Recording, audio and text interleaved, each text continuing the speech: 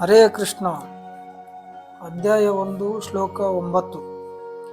ಇತರರು ಕೂಡ ಬಹು ಸಂಖ್ಯೆಯಲ್ಲಿ ಶೂರರು, ನನ್ನ ಸಲುವಾಗಿ ಪ್ರಾಣಾರ್ಪಣೆಗೆ ಸಿದ್ಧರಾದವರು, ಅನೇಕ ಆಯುಧಗಳು ಸಜ್ಜಿತರಾಗಿ ಎಲ್ಲರೂ ಯುದ್ಧ ವಿಜ್ಞಾನದಲ್ಲಿ ಅನುಭವ ಪಡೆದವರು. ಅನುವಾದ: ನನಗಾಗಿ ಪ್ರಾಣವನ್ನೇ ಕೊಡಲು ಸಿದ್ಧರಾಗಿರುವ ಇನ್ನೂ ಅನೇಕ ಮಂದಿ ನೀರರಿದ್ದಾರೆ. ಅವರೆಲ್ಲ ವಿವಿಧ ಅಸ್ತ್ರಶಸ್ತ್ರಗಳನ್ನು ಹೊಂದಿರುವವರು, ಎಲ್ಲರೂ ಯುದ್ಧದ ವಿಶಾರದರು.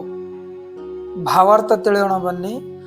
ಜಯದ್ರಥ, ಕೃತವರ್ಮ ಮತ್ತು ಶೈಲ್ಯರಂಥವರ ವಿಷಯ ಹೇಳುವುದಾದರೆ, ಅವರೆಲ್ಲ ದುರ್ಯೋಧನಿಗಾಗಿ ತಮ್ಮ ಪ್ರಾಣವನ್ನೇ ಅರ್ಪಿಸಲು ಸಂಕಲ್ಪ ಮಾಡಿದ್ದಾರೆ.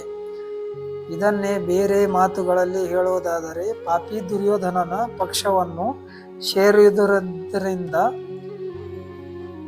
ಅವರೆಲ್ಲ ಕುರುಕ್ಷೇತ್ರ ಯುದ್ಧದಲ್ಲಿ ಸಾಯಬೇಕೆಂದು ಆಗಲೇ ನಿರ್ಧಾರವಾಗಿದೆ. ದುರ್ಯೋಧನನು ಮಾತ್ರ ಈ ಎಲ್ಲ ಸ್ನೇಹಿತರ ಬಲವನ್ನು ಒಂದುಗೂಡಿಸುವುದರಿಂದ ವಿಜಯವು ತನ್ನದೇ ಎಂದು ವಿಶ್ವಾಸ ಹೊಂದಿದ್ದನು. ವಿವರಣೆ: ಈ ಶ್ಲೋಕದಲ್ಲಿ ದುರ್ಯೋಧನನು ತನ್ನ ಸೇನೆಯ ಬಲವನ್ನು ಹೆಚ್ಚಿಸಿ ತೋರಿಸುತ್ತಾನೆ.